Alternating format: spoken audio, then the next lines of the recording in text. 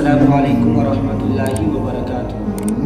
امید کرتا ہوں کہ آپ لوگ خیر و عافیت سے ہوں گے۔ نبی کریم علیہ الصلوۃ والسلام نے رمضان المبارک صلی اللہ تعالیٰ علیہ وسلم نے رمضان المبارک کو 3 عشروں میں تقسیم فرما کر بتا دیا کہ پہلا عشرہ پہلے 10 دن خدا کی رحمت نازل ہونے کے دن ہے، دوسرا عشرہ خدا کی طرف سے گناہوں کی بخشش کے دن ہے، اور تیسرا عشرہ آخری 10 یا 9 دن آگ سے گناہگاروں کی آزادی کے دن ہے۔ تو حضور پاک صلی اللہ تعالیٰ علیہ وسلم کے ارشاد کا منشا یہ ہے کہ جو بھی مسلمان روزوں کی پابندی کرتا ہے، نمازوں کی پابندی کرتا ہے، نیک عمل کرتا ہے، تو اللہ تعالیٰ ان کے بے شمار گناہوں کو ان کے اعمال سے مٹانے کا حکم دے دیتا ہے، اور پھر رمضان کے آخری دنوں میں ان کے جنتی ہونے کا اعلان کر دیا جاتا ہے۔ تو رمضان شریف کا مہینہ چل رہا ہے، اللہ تعالیٰ نے یہ مہینہ ہمیں دیا ہے، اور ہماری زندگی اتنی ہو گئی کہ ہمیں یہ مہینہ نصیب ہو گیا۔ اپنی قسمت پر ناز کریں، اللہ کا شکر ادا کریں۔ ہمیں چاہیے کہ رمضان شریف کے پورے روزے رکھیں اور رمضان شریف میں زیادہ سے زیادہ عبادت کریں۔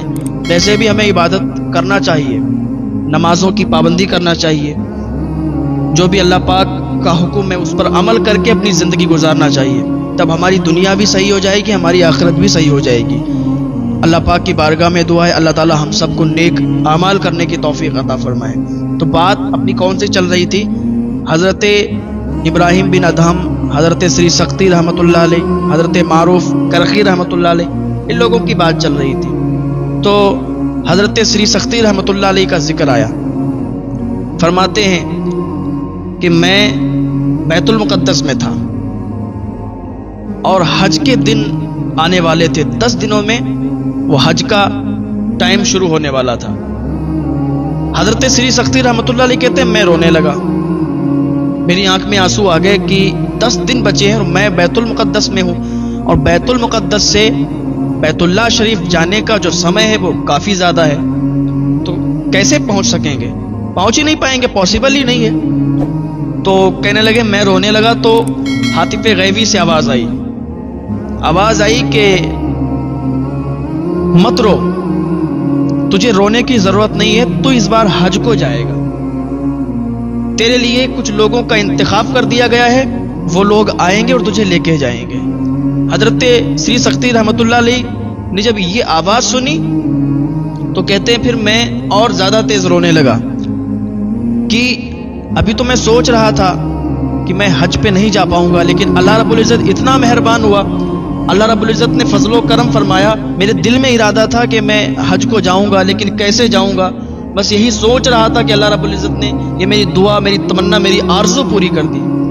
حضرت سری سختی رحمۃ اللہ علیہ فرماتے ہیں کہ 10 دن بچے تھے، کہتے ہیں یہی ایک دن میں سوچ رہا تھا، کیا دیکھتے ہیں کہ کچھ نوجوان ہماری طرف آ رہے تھے اور ہماری طرف وہ بڑھتے آ رہے تھے، ان میں سے ایک نوجوان جو کہ ان سب کا لیڈر تھا، باقی سب ان کے پیچھے پیچھے تھے، اور وہ ایک نوجوان آگے تھا، ہمارے پاس آ کے اور ٹھہر گیا اور ہم سے باتیں کرنے لگا۔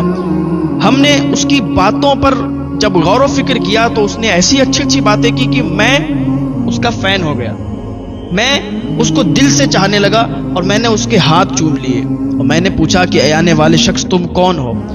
تو اس نے جواب دیا کہ اے سری سختی، تو رو رہا تھا اور تو یہ کہہ رہا تھا کہ اتنا لمبا سفر کیسے طے کر لیں گے، 10 دن بچے ہوں، 10 دن میں کیسے ہم حج کو چلے جائیں گے، بیت اللہ شریف کا طواف کیسے کریں گے؟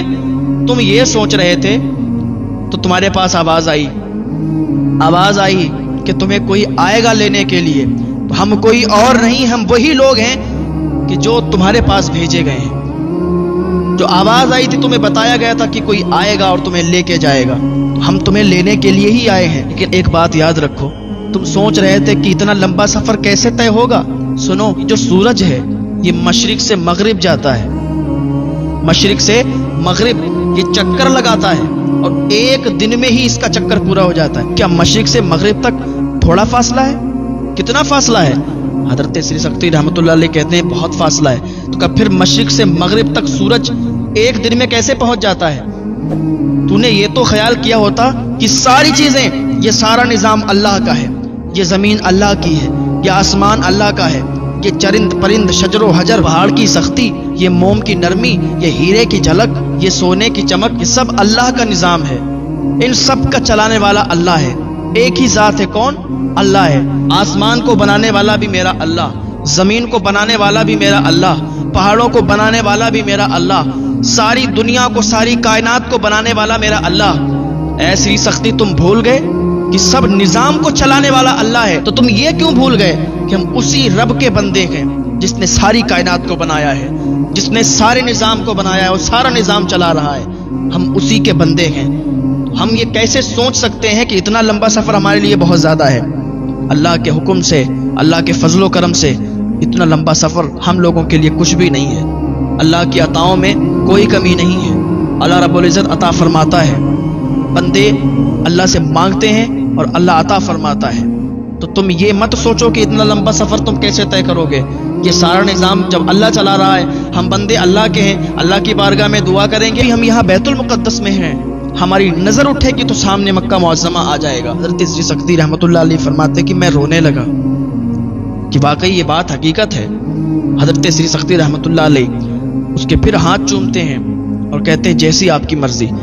वो जो नौजवान थे वो नमाज अदा करते हैं और नमाज अदा करने के बाद फिर वहाँ से चलने लगते हैं। जब वहाँ से चलते हैं तो अभी थोड़ी दूर ही चले थे तो क्या देखते हैं कि मक्का मुअज़्ज़मा सामने नजर आने लगा, वहाँ के महल्लात, वहाँ के पहाड़ सामने नजर आने लगे। मैं रोने लगा, मेरी आंखों से आंसू निकलने लगे। वाकई जो अल्लाह चाहता है वो होता है। हम बैतुल मुक़द्दस में थे और थोड़ा सा चले और सामने मक्का मुअज़्ज़मा नजर आने लगा है। अल्लाह वालों की ये शान हुआ करती है कि उनके लिए ये जमीन सिमट जाया करती है, उनके लिए ये रास्ते, ये सफर कोई मान्य नहीं रखते। हाँ, वो अल्लाह पर यकीन करते हैं। रोजे, रमजान शरीफ का महीना चल रहा है और रमजान शरीफ में भी बहुत सारे लोग रोजे नहीं रख रहे। ये महीना, ये बाबरकत महीना मिला है, हम थोड़ी सी भूख और प्यास से घबरा जाते हैं। आपने सुना हो, आपने देखा हो कि रोजा रख के वो शख्स भूख और प्यास में मर गया। कितनी ज्यादा गर्मी हो, कितनी शिद्दत के साथ गर्मी हो, लेकिन कभी मैंने तो ये नहीं सुना, ना देखा मैंने, ना किसी और से सुना कि रोजे की हालत में रोजा रख के वो मर गया हो। ऐसा कोई नहीं है। बस अल्लाह रब्बुल इज्जत पर यकीन रखो, अल्लाह पर भरोसा रखो। रमजान शरीफ का महीना मिला है तो रमजान शरीफ में रोजे रखो, अल्लाह ताला आपके रोजों को कबूल फरमाएगा। अल्लाह ताला हम सबकी इबादत